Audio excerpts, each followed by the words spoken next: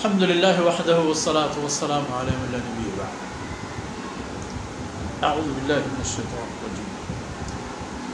ام لهم سلم یستمعون فیہ فلیأت مستمعهم بسلطان مبین. ام له البنات ولکم البنون ام تسألهم اجرا فهم من مغرم مثقلون ام عندهم الغیب فهم یکتبون ام یریدون کیدا فالذین کفروا هم المکیدون. ام لهم الہ غیر اللہ سبحان اللہ.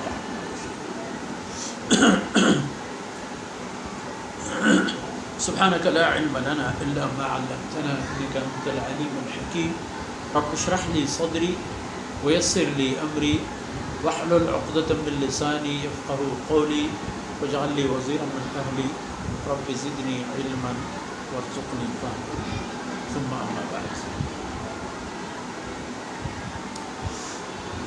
گرامی قدر بھائیوں بہنوں اور پیارے بچوں، ان حجتوں کا تذکرہ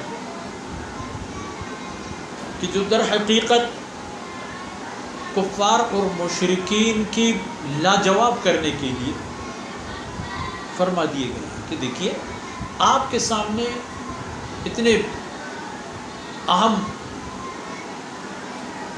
اللہ کا قاصد آیا ہے،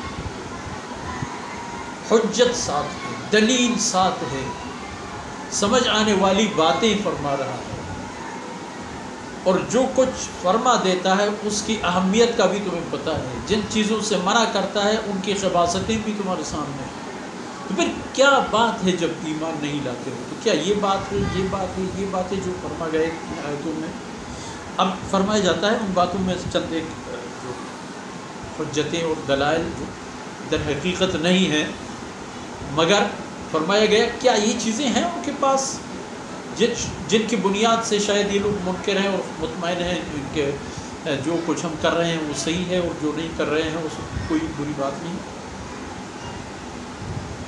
فرمایا ام لہم سلم، کیا ان کے پاس کوئی ایسی سیڑھی یا آسمانوں کی طرف چڑھنے اور جانے کی کوئی ذریعہ ہے، کوئی وسیلہ ہے، چاہے وہ سیڑھی ہو، کوئی اسی طرح متبادل ذریعہ ہو کسی زمانے کی صورتحال اور اسباب کے مطابق. تو وہ سیڑھی لگا کے آسمانوں پہ چڑھ رہے ہیں، یستمعون فیہ، اور وہاں کیا ہو رہا ہے وہ سب سن رہے ہیں، اور ان کو معلوم ہے کہ نعوذ باللہ محمد رسول اللہ صلی اللہ علیہ وسلم یہ برحق نہیں ہے اور کوئی بات نہیں ہی، اگر ہم نے اس کو نہیں مان لی، اس کی باتیں قبول نہیں کی تو کچھ نہیں ہوگا. یہ باتیں سن کے آ رہے ہیں، کیا اس کی کوئی دلیل ہے ان کے پاس؟ اگر انہوں نے ایسی کوئی دلیل دیکھ لی ہے، کوئی حجت ہے ان کے پاس، فلیأت مستمعهم بسلطان مبین، تو آسمانوں میں جا کر کے وہاں کے حال اور اوضاع و اخبار و احوال کو سننے اور درک کرنے والے کوئی ایسی حجت لے آئیں جو اہل زمین کے لیے کافی ہو. کبھی محمد رسول اللہ کو مان لی تب بھی ٹھیک، یا نہیں مان لی تب بھی ٹھیک، یا مثلا نہ ماننا ٹھیک ہے، ماننا صحیح نہیں. کوئی دلیل تو لاؤ. اگر ہے مگر نہیں ہے، دیکھ لیا، زور لگا دی، پتہ چلا ہے تو کہاں نہیں ہے، دلیل بھی نہیں ہے اور ایسا کوئی ذریعہ اور اسباب نہیں ہے. چلو یہ بات بھی کہ آپ لوگ اپنے عقیدے میں پختہ ہو، بہت کچھ جانتے ہو اور تمہارے عقیدہ علم کی بنیاد پر ہے، یہی بتا دو ام لہ البنات ولکم البنون، اللہ کے لیے اولاد کے قائل ہو، مگر اولاد اللہ کی زنانہ، خواتین، بچیاں، لڑکیاں.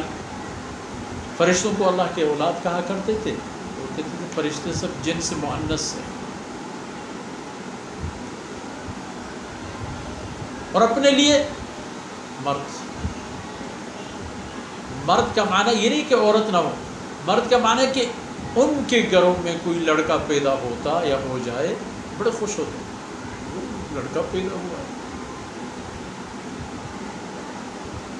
اور قرآن کریم کا جو فرمائش ہے نا کہ جب انہیں کسی لڑکی کی پیدائش کا خبر ملتا بشر احدهم بالانثى ظل وجهه مسودا، غضب سے، شرمندگی سے، خفت سے اس کے چہرے کالے پڑتے۔ تو کیا ایسی کوئی بات ہے؟ اللہ کی بیٹیاں ہیں اور آپ لوگوں کو اللہ نے بیٹے دیے ہیں۔ ام تسألهم اجرا، آپ کے پاس نہ آنا اور آپ کی باتیں قبول نہ کرنا اور آپ کے ساتھ ہدایت کا راستہ نہ لینا، تو اس کا ایک سبب شاید یہ بھی ہو سکتا ہے۔ تسألهم اجرا، ام تسألهم اجرا، آپ ان سے کوئی اپنی بات سنانے اور فرمانے کی کوئی مزدوری طلب فرما رہے ہیں، کوئی میرے پاس آؤ، میری باتیں سنو اور مجھے یہ چیز دو، مجھ پر ایمان لاؤ اور آ کر کے میرے لیے کھیتی باڑی کرو، میرے لیے مال مویشی پالو، تجارت کرو، مجھے دو۔ ایسی کوئی بات ہے کہ آپ ان سے کوئی اجر مانگ رہے ہیں؟ فَمِن مَغْرَمٍ مُثْقَلٌ، کہ اس کی غرامت ان پر بہت بھاری پڑتا، کہ آپ کی مزدوری دینا ان کے بس کی بات نہ ہو۔ ایسی کوئی بات ہے؟ شاید یہ بات ہو سکتی ہے کہ آپ کو قبول نہ کرنے کا۔ ام عندهم الغیب، ان کے پاس غیب کی باتیں آتی ہیں، غیب کی باتوں تک ان کی رسائی ہے۔ فہم یکتبون، غیب کی باتیں آتی ہیں اور یہ لکھتے چلے جاتے ہیں۔ ام یریدون کیدا، یا یہ بات ہے کہ وہ کوئی چال چلانا چاہتے ہیں آپ کے خلاف، دین کے خلاف، اللہ کے بندگی کے خلاف، اور اپنے خیال کے مطابق اللہ کے خلاف۔ ان کو کیا پتہ کہ اللہ کیا ہے اور اللہ کے ساتھ کیا کیا جا سکتا ہے اور کیا نہیں کیا جا سکتا۔ تو یقین کر لیجئے فالذین کفروا هم المکیدون، جنہوں نے کفر کا راستہ اختیار کیا ہے،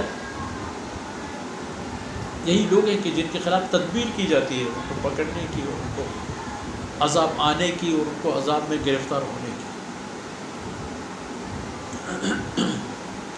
ام لہم الہ غیر اللہ، کیا اللہ کے علاوہ انہوں نے اپنے لیے ایک الگ معبود بنا لیا ہے؟ اور ہے کوئی باقاعدہ ایسی کوئی چیز، اللہ کے علاوہ کوئی ایسا معبود ہے جو اللہ کی طاقت جیسی طاقت رکھتا ہو اور اللہ جیسے اس کے اختیارات ہوں، تسلط ہو، گرفت ہو، اور اگر یہ اللہ کو نہیں مانتے تو وہ معبود ان کے لیے کافی ہے؟ ایسی کوئی بات ہے؟ اور میں سبحان اللہ، بے عیب ہے اللہ کی ذات، عما یشرکون، اس بات سے کہ جو وہ اللہ کے ساتھ شریک کر لیتے ہیں۔ اس کا معنی یہ ہے کہ ان باتوں میں سے جو فرمائے گئے ایک بھی بات حقیقی نہیں اور ان کے پاس نہیں، تو پھر کیا معاملہ ہے؟ معاملہ بدقسمتی، سعادت سے محرومی اور تباہی کو حاصل کرنا، دنیا اور آخرت کی خواریوں کو اپنے اوپر مسلط کرنا ان کے مقاصد ہیں۔ اور کفار کو اگر دیکھا جائے، چاہے حضرت صلی اللہ علیہ وسلم کے عہد طیبہ ہو، خلفائے راشدین کا دور ہو، باقی ازمان ہو، میرے اور آپ کا زمانہ ہو، یہی بات تو ہوتی ہے، صلاحیتیں کپاتی ہیں، جنگیں لڑتی ہیں، کیا سے کیا نہیں کرتے۔ آخرت الامر کیا ہوتا ہے؟ جا کر افغانستان میں دیکھ لو اور امریکیوں سے پوچھ لو کہ اتنے سارے نیٹو ویٹو سب اکٹھا کر کے آ گئے تھے، پھر رات کی تاریکی میں کیوں بھاگنا پڑا تم لوگ کیوں بھاگو گے؟ آپ لوگوں کے پاس تو رات دن کے جنگ کرنے کی صلاحیت ہے، زمین اور آسمان سے جنگ کرنے کی صلاحیت ہے، دریا اور خشکی سے جنگ کرنے کی صلاحیت ہے۔ کیا ہوا؟ کتنے لشکر مروا دیا آپ نے؟ اسی طرح افغانستان میں، اسی طرح دنیا کے دیگر ملکوں میں جہاں کہیں لڑائی لڑتے رہے، کیا انجام، کیا عاقبت؟ تو مطلب یہ ہے کہ جو لوگ ذلت کے راستے اپناتے ہیں وہ اللہ کے دین کا انکار کرتے ہیں، اللہ کی بندگی سے منکر ہوتے ہیں، اللہ کے رسولوں کے نافرمان ہوتے ہیں، تو ان کو یہ ذلت کے دن اور ایام دیکھنے پڑتے ہیں۔ ان معروضات کے ساتھ ہی آج کی باتیں ختم پذیر ہوتی ہیں۔ اللہ رب العزت کوتاہیوں سے درگزر فرمائے، اور جو کچھ عرض کیا گیا میرے اور آپ کے نام اعمال میں، اللہ انہیں وزنی بنا دے۔ وصلی اللہ علیہ محمد وعلی آلہ وصحبہ۔